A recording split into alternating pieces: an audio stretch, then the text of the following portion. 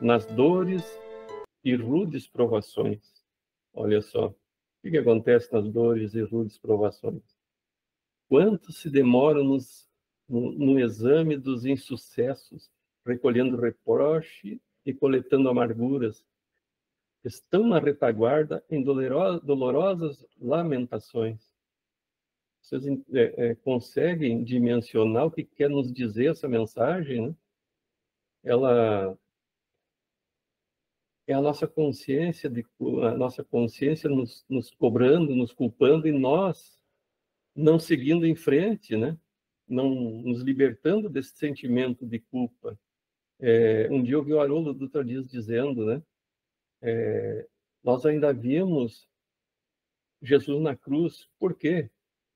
É a nossa consciência culpada porque nós estávamos lá crucificando um inocente, a alma mais pura que já pisou nesse planeta, né? Por que nós, até hoje, se espanca Judas e se queima imagens de Judas?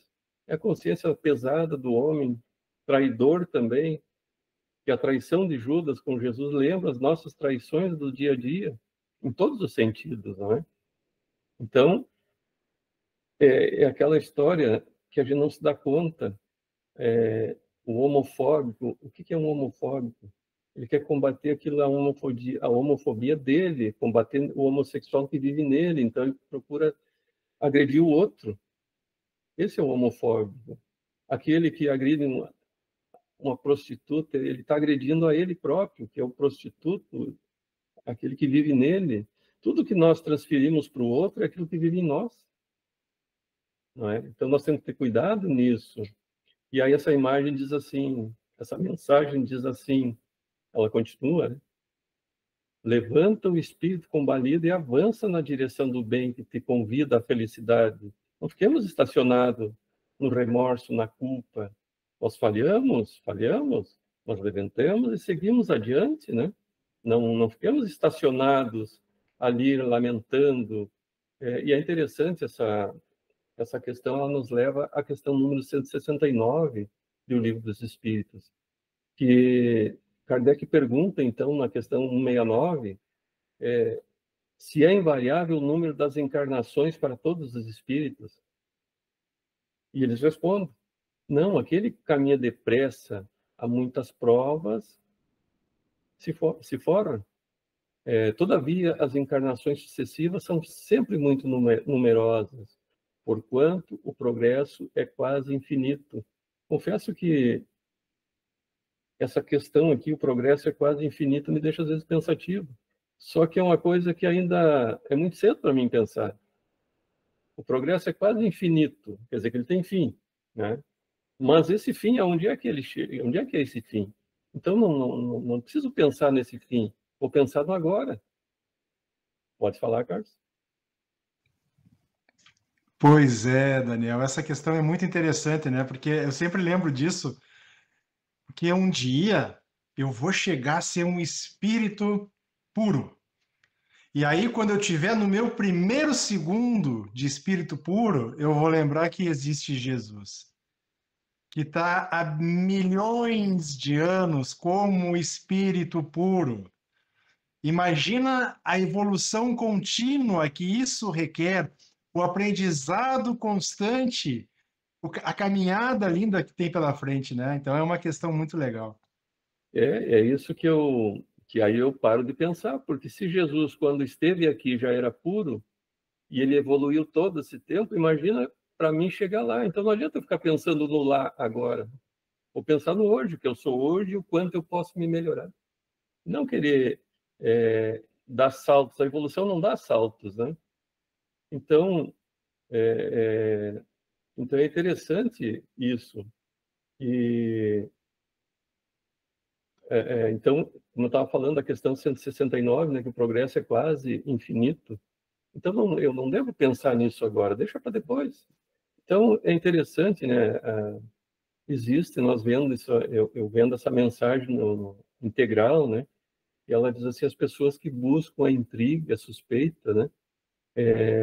Não procurando os movimentos libertadores, ficam temerosos para trás, sentindo prazer no equívoco. Muitos sentem, ficam ali naquele equívoco, remoendo e sofrendo, e gostam, parece que está sofrendo, né? Não consegue sair daquele círculo vicioso. Então, tem aqueles também que se deixam dominar pelo medo e vão se encontrando anestesiados, sem força para reagir contra o mal. Não conseguem seguir em frente em direção à verdade, né? Muitas criaturas que se tornam impiedosos, que habitam muitas mentes desencarnadas, se tornam cúmplices das mentes equivocadas do mundo espiritual. A minha mente, quando se equivoca e eu continuo nesse equívoco, vou me reunir a essas mentes. Aí entra a questão da mediunidade, né? Por isso eu me reúno com essas mentes também equivocadas. Nós vamos sucumbindo às sugestões do mal desses espíritos, né? Então, quando nós nos entregamos ao medo e arrependimento sem ação, olha a importância disso, me arrependo, mas tem que agir. O arrependimento sem ação, ele é um anestesiante para a nossa alma. Assim como a censura, nos diz Joana de Ângeles, vai lamear o nosso ser. A tristeza, o silêncio deletério, veja que o silêncio nem sempre ele é bom, ele pode ser deletério.